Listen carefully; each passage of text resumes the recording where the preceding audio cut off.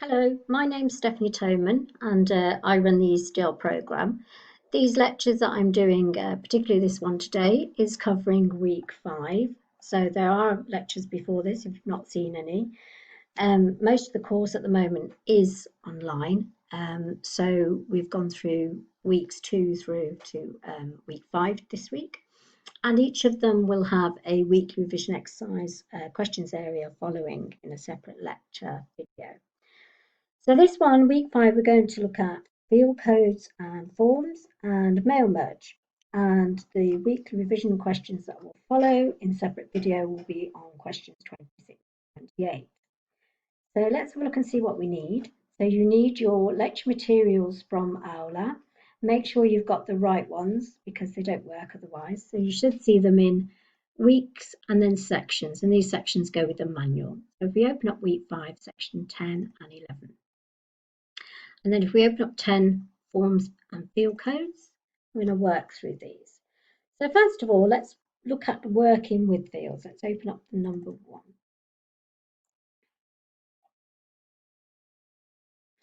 Okay, so you have some fields in a document, and you can see that by clicking on areas. If they turn grey, they're fields. So that's how you know. Now, there's certain areas in the syllabus that are covered with fields. So we're going to look at some of those. So what I've done in here, if we look at the front first in the File tab, and on the Properties here at the top, you drop that down and go into Advanced Properties. You can build in things into a document, if you like, previously, so that you don't have to fill them in when you pop the fields in. So we could put in computer, just computers will do for now. You could put in your manager's name. There's lots of things you can put in here, and that's all in that area. However, you can also use in the Insert tab, you've got a Quick Parts area and field there. And when we use these areas, we can also fill in some information there too. So how did we do this? Let's have a look. Let's close that one and do one together. So let's not save that and open up Enter Fields.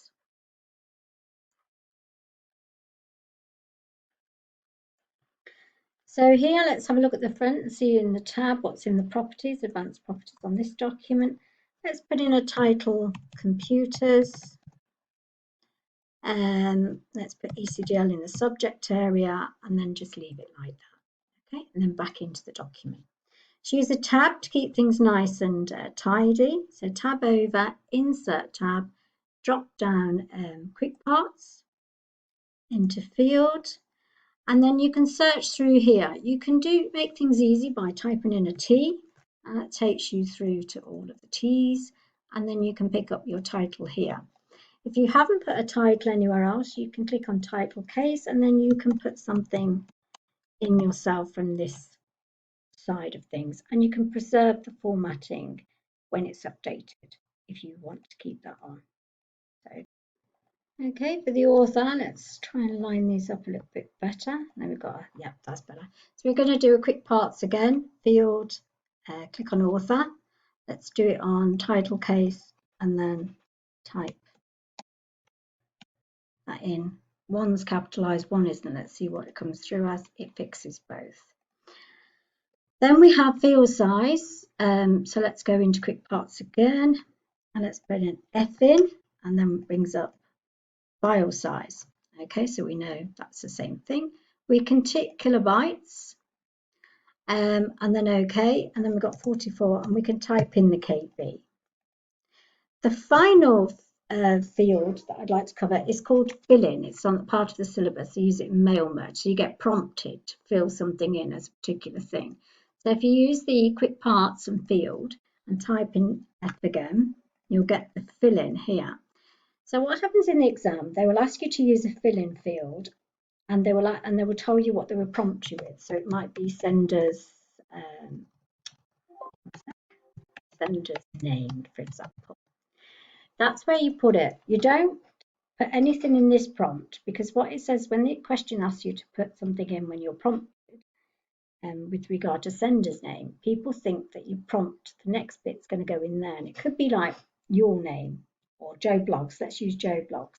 So instead of popping anything in there, you just put the sender's name in there as they've instructed you in the exam, probably apostrophe. Then when you OK, that's where you put the prompted name, not in the actual dialog box. And when you OK, you'll see it there. And you can tell what's a field and what isn't. So these are fields, and I popped on there all the area you can find them. And they're in the quick parts, which is a very strange feature name, I know, but that's where they are. So let's close this and let's have a look a little bit more about fields. So let's open up lock and unlock fields. Still part of the fields. Just want you to have a look at this and see what happens when you lock a field. The first thing is that you need to know these shortcut keys. You need to know Control and F11 locks a field, and you need to show that you can unlock a field as well with Control Shift and F11. And we use this in the tables demonstration when you lock fields there. So you may already remember this. So that's a field. If I right click on it, it's unlocked. I know it's unlocked because it's correct. Same there. It's unlocked, that's not grayed out. However, this one is incorrect. It's not updated the time, and you can see there that it is locked. So try and unlock it. So remember how to unlock it's down here. Control Shift F11, and when you right click on it, you should be able to update the field. Okay, so, and if you're locking it again, you can highlight it like that if you wish, or just click on it as long as it's grey. Control F11, and now it's locked again. So Control Shift F11, and then we can update it, and it changes the time. So that's an area you need to be aware of. If you want to change, there is the Alt and F9 if you want to see toggle codes behind. That just jumps you back and forwards, but it won't be in the exam. These will be in the exam, so be aware of them. Okay, now we're moving on to 3. We're going to demo creating a memo within Word. So this is the filling in forms that I might have mentioned earlier. And what it is, I'm just going to go on here and get us into normal view. Bear with me, no markup. Okay. So form fields are used to create forms that you can use to fill in. You can send them off, you're an editor, you create it, you can get people to fill them in and send them back to you. They're very simplistic, but they can work a bit like an online form if you like. And they use an area in the developer tab. So you need the developer tab and you need to be able to access this legacy tools, legacy form here. So remember how to get the developer tab. So you're going into File, Options, make sure you're in the Customize ribbon and tick the developer on there. Okay, and then when you go in here, you can drop that down. We don't use the ActiveX controls in the exam, we just use these first 3 items on the legacy form tools. Okay, let's have a go at this together. Have a look at this one first. So you can see here that I've got a Susan there. You can see that they're fields, can't you, in a sense? They call them drop down form field, text form fields, and then you've got a checkbox form field that we're going to use as well. This is your checkbox form field. So when I protect this, let's do it together. So on the developer tab, you've got restrict editing. So when I click on restrict editing, you know, previously I've talked about editing restrictions. So this is the same feature I've done before. If this is the first time you've seen a video, then this is where we tick. So it's normally off like that. You tick that on, and I've dropped that down to filling in forms. When I start enforcement, I don't have to put a password unless they ask me to in the exam, or in real life, I would put a password in so that somebody doesn't mess around with it. And then what happens to it when you click on it, it actually turns into something that you can use, and you can tab through and you can type in stuff and you can put in data, okay, because it's been protected. So you've created it as the auditor or editor, and they are then going to use it. So let's have a go at this. Let's close this without saving. Let's actually do it together. So create a memo together. Okay, so it's got about using a tab when you complete the form. That's why it filled in everything. And I'm going to line these up. If we go to the View tab and tick on the ruler, I've got a tab set there already. So when I tab across, they'll all be the same. So let's put these form fields in. So we've got our developer tab, our legacy tools, and the first one we're going to put it to somebody. So it's going to be a drop down form field, the one that drops down and gives you an option.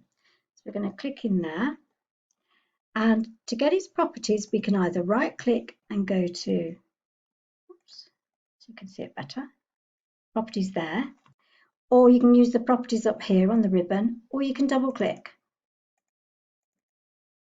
and that gives you properties. So put some names in.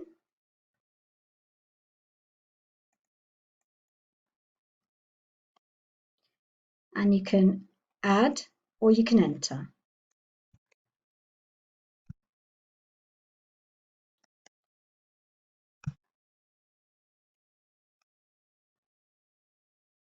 Another thing that you might have to do is they may ask you to move these up and down. For example, if I moved these and we had something like the first one was yes, then no, and then maybe, I would want the yes at the top because that's the one that's going to be seen sat there. So what you're doing with the online forms is you're putting in the one you want them to answer first. So if you were going to do gauge something by 1 to 10, you put the 10 at the top if that's the best. Okay, so I'm just going to remove them again, pop some names in just like we were. Just wanted to see how it can be used otherwise.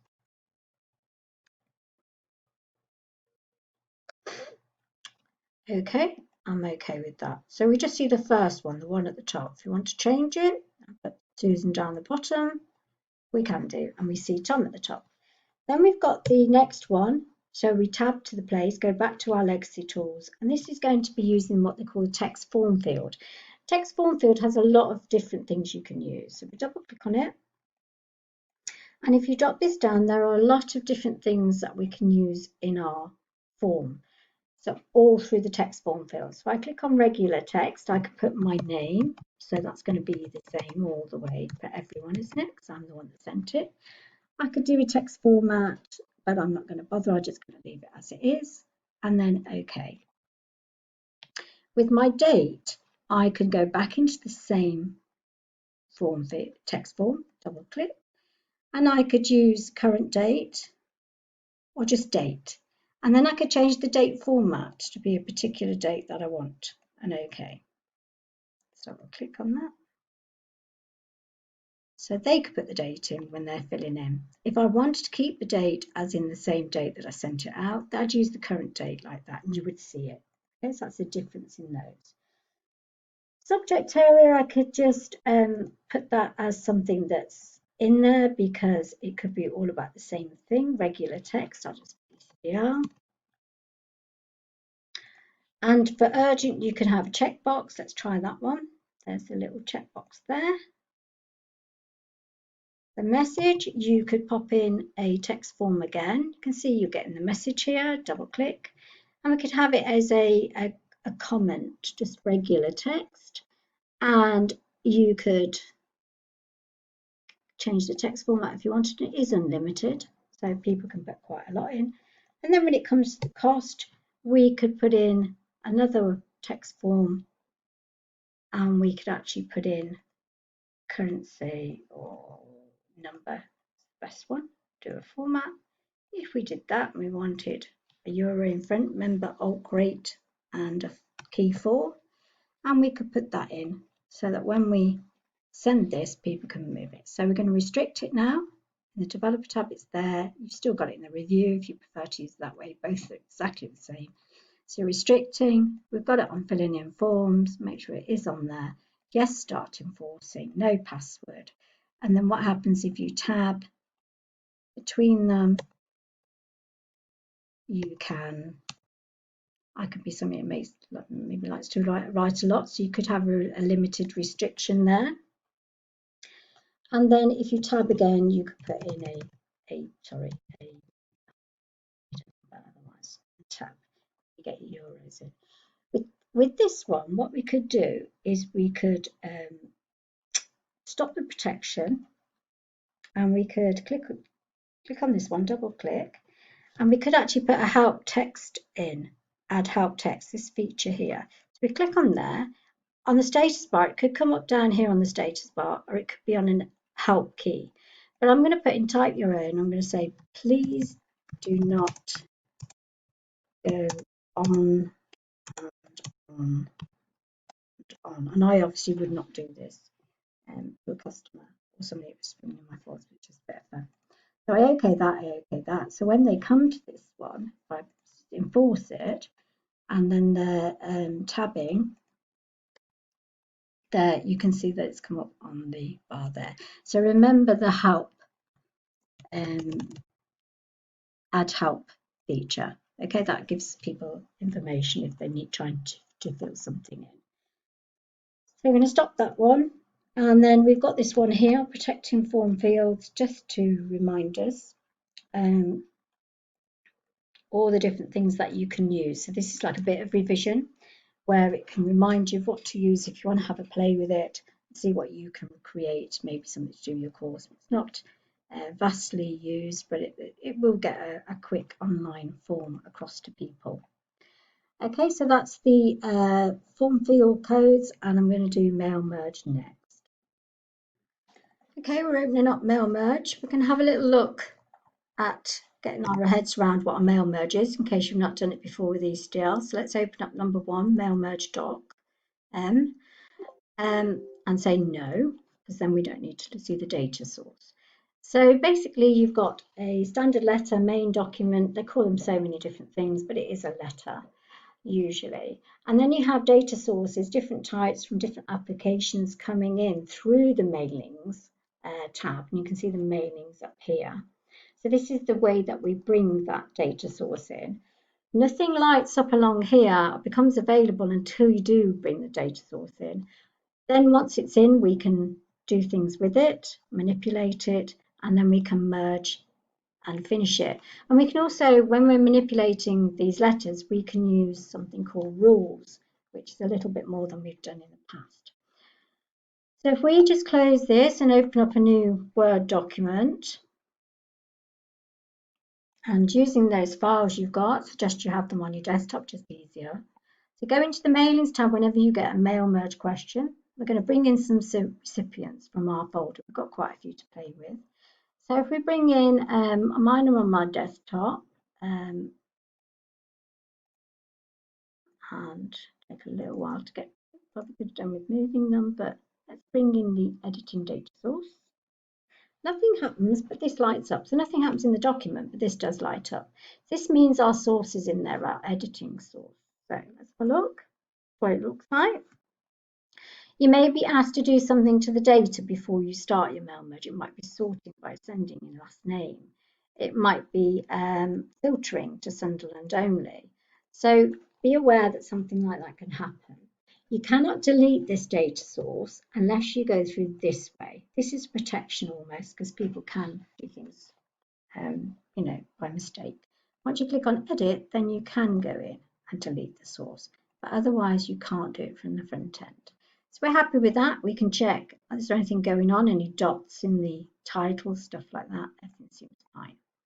The way that we drop the fields into it, these are the fields that are going to be different according to what we want. So we've got title space, drop first name space, last name, enter, address 1, enter, address 2, enter, and city. To preview those with our data source, what they look like, this is how they look. You can click through them and back again. You can change them, so you can delete those out. You can go and get a different data source.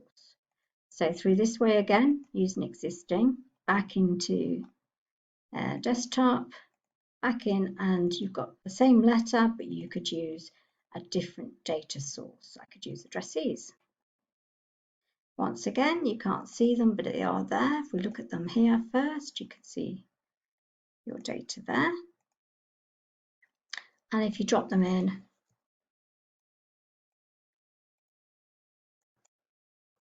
because I've got my preview on, You can actually see what they are as well. And then if I wanted to merge anything, then I could, let's just pop a few more in. Just click on the finish and merge, individual to new document, OK. And then you can see that that would give each recipient data on each letter. Those data sources have to be brought through here into the document. You can't just go outside the document, double click on them and expect them to drop into MailMerge because they won't. They're just open in the application that they're in. But if you do bring them through the mailings feature, they work really well. Let's have a look at something that takes it a little bit further. We're going to look at demo showrooms. So if we open up the demo customers list, we're going to bring in the database customers list. So we open up the demo with customer. And this is a little bit more to it. So this is our letter. We're going to bring in our data source. So through mailings again, select recipients using existing. Back to desktop. At least in the exam, you'll only be going to the Z drive. It'll be sitting there waiting for you. And we're going to bring in the customer list. If we have a look at the list here, you can see that this is how it is. And it looks like there's just 2 towns or cities. So what I'm going to do is I'm going to preview the first one. And we're going to look at this feature where we can use the rules. So specify rules for the mail merge. So we're going to use the if, then, and else, which is the example. And it means if it meets a certain criteria, if the field meets a certain criteria, then it wants us to drop one thing in, otherwise to drop something else in. Okay?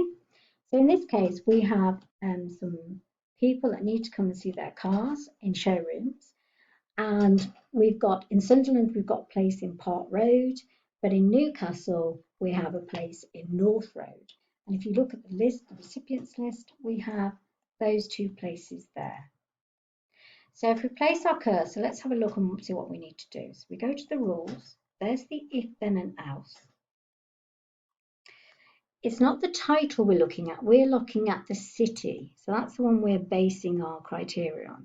So if the city is equal to Sunderland,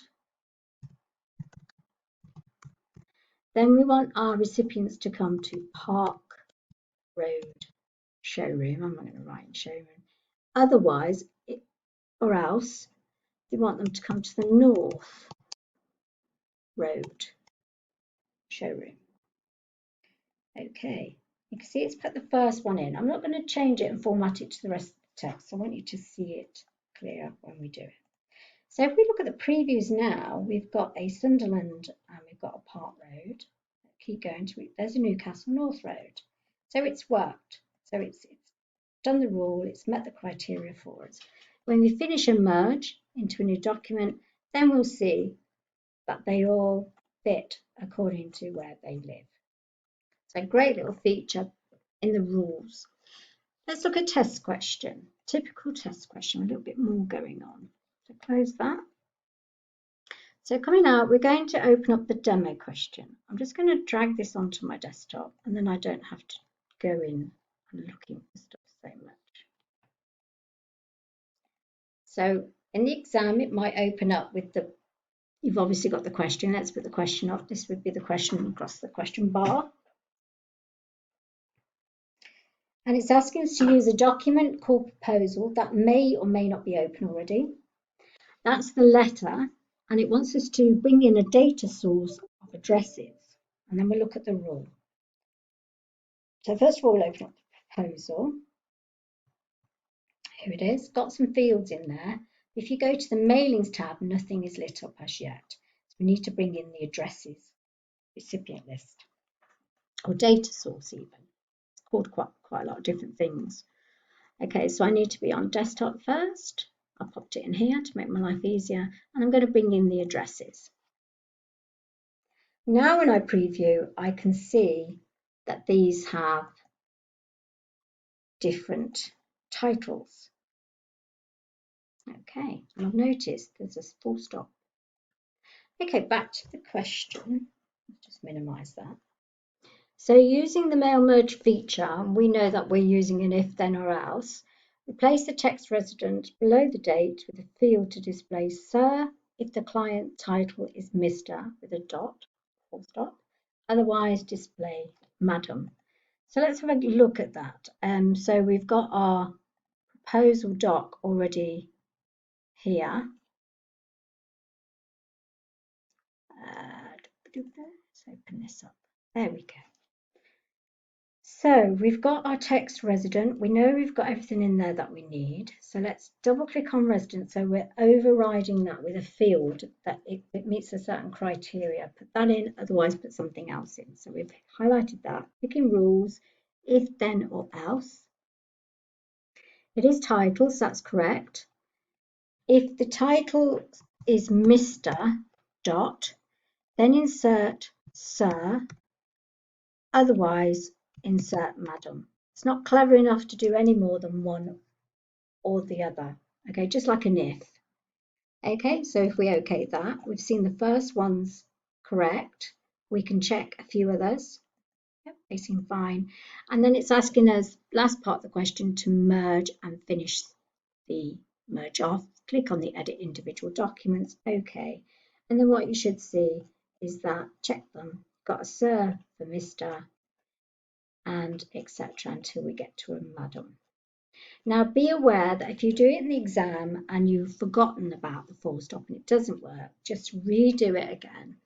Okay, don't clear down in the exam unless you really have to. Last resort, you can undo things to a certain extent as long as you don't hit the button to answer until you're ready.